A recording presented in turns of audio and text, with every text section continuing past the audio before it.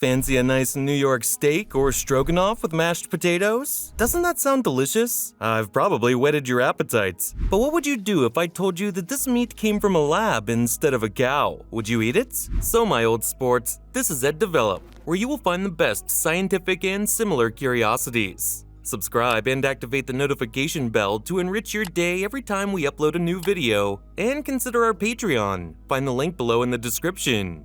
Now, it is time for the fun parts.